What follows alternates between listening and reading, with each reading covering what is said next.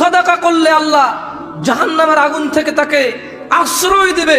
আল্লাহ ওয়াদা করছে, সেটা হচ্ছে আল্লাযী ইউতি মালাহু ইয়াতাযাক্কা, যে তার সম্পদ থেকে দান করে আল্লাহর পথে এবং যে নিজেকে পরিশুদ্ধ করে। কিসের মাধ্যমে পরিশুদ্ধ করে? মাল থেকে দান করে পরিশুদ্ধ করে।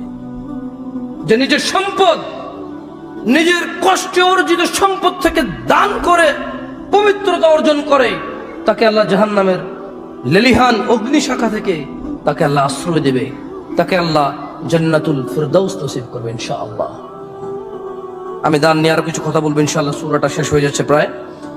ওয়ামা লিআহাদিন ইনদাহু মিন নি'মাতিন তুজজা, এবং তার প্রতি কারো এমন কোনো অনুগ্রহ নেই যার প্রতিদান দিতে হবে। মানে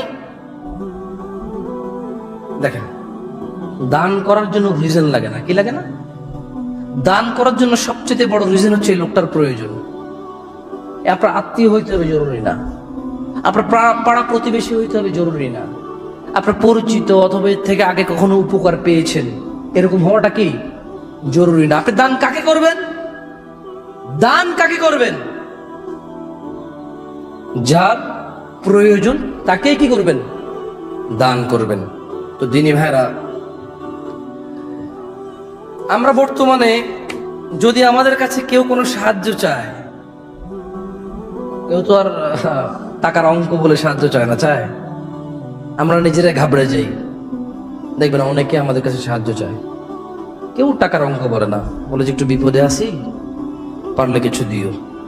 আপনি নিজে থেকে আইডিয়া করে নেন যে 100 টাকা দিলে আবার কি মনে করে, এত বড় পয়সাওয়ালা মানুষ ছিল, হঠাৎ বিপদে পড়ছে, বংশীয় মানুষ, সম্ভ্রান্ত পরিবারের ছেলে, সম্ভ্রান্ত মানুষ, ব্যবসায়ী, কে 2,000-5,000 টাকা না দিলে কি হয়, এবং কিভাবে বা 100 টাকা দিই, 500 টাকা দিই। দান কিন্তু কেউ সংখ্যা চেয়ে করে না, করে যে ভাই আমাকে 100 টাকা দান করেন, ভিক্ষা করে। ওটাকে কি বলে? ভিক্ষা। যে ভিক্ষা দেয় সে দানই করলো, কিন্তু যে চায় সে ভিক্ষা চাইলো। কিন্তু দান আপনি করবেন, আপনার সামনে প্রয়োজন আছে আমার একটা লোককে, তাকে আপনি দান করবেন। এটা ভিক্ষা কেন হইতে হবে? এটা ভিক্ষা কেন হইতে হবে? ওটা সাদাকা, ঠিক আছে। আল্লাহ সুবহানাহু ওয়া তাআলা, যারা আমরা এখানে বসে আছি, যাদের আমাদের কাছে মনে হয় আমরা খুব অভাবে আছি, খুব সমস্যায় আছি, দান করা যাবে না। কি করা যাবে না? দান করা যাবে না। দান করলে ছেলে মেয়ের কি হবে, কালকে আমার কি হবে, কালকে যদি অসুস্থ হয়ে যাই, যেটা একটু আগে বললাম আমি, মানে কালকে আমার কি হবে, আজকে যদি একে দিয়ে দিই আমি। আল্লাহ সুবহানাহু ওয়া তাআলা বলেন, আউযু বিল্লাহি মিনাশ শাইতানির রাজিম, আল্লাযীনা ইউনফিকুনা আমওয়ালাহুম বিল-লাইলি ওয়ান-নাহার সিররান ওয়া আলানিয়াহ ফালাহুম আজরুহুম ইনদা রাব্বিহিম ওয়ালা খাউফুন আলাইহিম ওয়ালা হুম ইয়াহজানুন। যারা তাদের সম্পদ দিনে রাতে প্রকাশ্যে গোপনে আল্লাহর পথে খরচ করে, তাদের পুরস্কার তাদের প্রতিপালকের কাছে রাখা হয়েছে।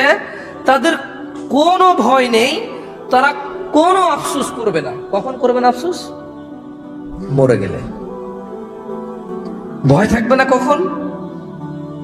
ভয় কখন থাকবে না? মরে গেলে। সুবহানাল্লাহ। যারা তাদের সম্পদ দিনে অথবা রাতে, প্রকাশ্যে অথবা গোপনে আল্লাহর পথে খরচ করে, আল্লাহ বললেন কোনো ভয় নেই তোমাদের, কোনো চিন্তাও নেই, কোনো আফসোস করার কোনো দরকারই নেই তোমাদের। আজকে বাংলাদেশ না, সারা পৃথিবীর এমন একটা অবস্থা, এই করোনা চলাকালীন সময় মানুষকে, ব্যবসায়ীকে বেকার করে দিয়েছে, চাকরিজীবীকে বেকার করে দিয়েছে, যারা দরিদ্র আরো দরিদ্র করে দিয়েছে, যারা পয়সাওয়ালা তাদেরকে চিন্তিত করে দিয়েছে। এমন একটা সময় যে মানুষ টাকা হাত ছাড়া করতে চায় না, অথচ এই করোনাই মানুষকে বুঝিয়ে গেল যে any time you could have been died, যে কোনো সময় তুমি মরে যেতে পারো,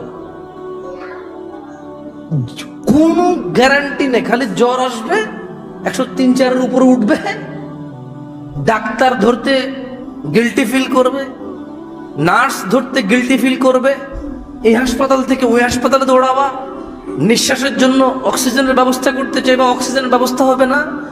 অথচ এই লোকটা এই মানে মৃত্যুর একটা মিছিল বলতে পারেন না, মৃত্যুর একটা মিছিলের সময় সে চিন্তা করতেছে তার সম্পদের, যে বাপরে করোনা আসছে, কাজকর্ম চলে গেলে এখন যদি, আরে ভাই তুমি এখনো সুস্থ আছো, তুমি এখনো খাচ্ছ, ওই লোকটা খেতে পারছে না, ওকে দিবা না?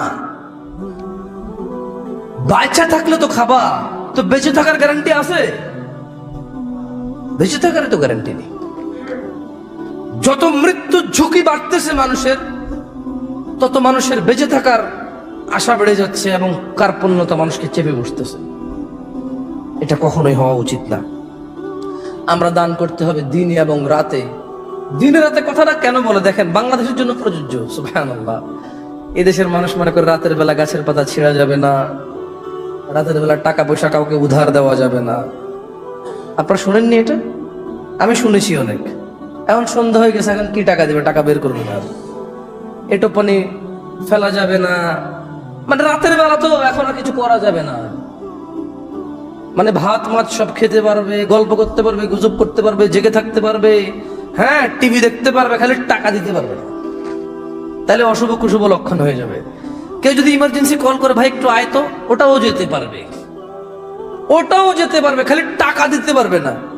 একজন লোক আসলো, এসে বললো যে আসসালামু আলাইকুম ভাই, খুব বড় বেশি বিপদে পড়ে গেছি। ধার চাইতে আসছে। কি চাইতে আসছে? ধার। বড় বিপদে পড়ে গেছি, ছেলেটা হঠাৎ করে হুন্ডা অ্যাক্সিডেন্ট করছে, বা সিএনজি বা রিক্সা, অথবা গাছ থেকে পড়ে গেছে, হয় না এরকম? অথবা সাপে কামড় দিয়েছে, এমনিতে হাঁটতে গিয়ে হুচট খেয়ে পা ভেঙে গেছে, গরিব মানুষ, বড় কাতরাচ্ছে, ডাক্তারের কাছে নিয়ে যাইতে হবে বলে মনে হচ্ছে। কটা টাকা যদি দিতেন আমি দিয়ে দেবো আস্তে আস্তে ইনশাআল্লাহ। তুই তো আসলি, এখন তো রাত হয়ে গেছে রে, আমি তো রাতের বেলা কাউকে টাকা দেই না রে। মানে ওসিলা দিছে কাকে? রাতকে।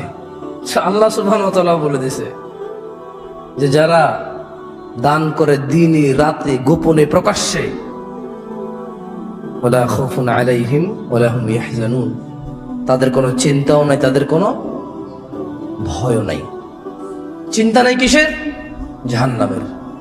ভয় নাই কিসের? জাহান্নামের। চিন্তা নাই কিসের? আল্লাহ সুবহানাহু ওয়া তাআলা যদি কিয়ামতের দিন প্রশ্ন করে, সেই প্রশ্নের।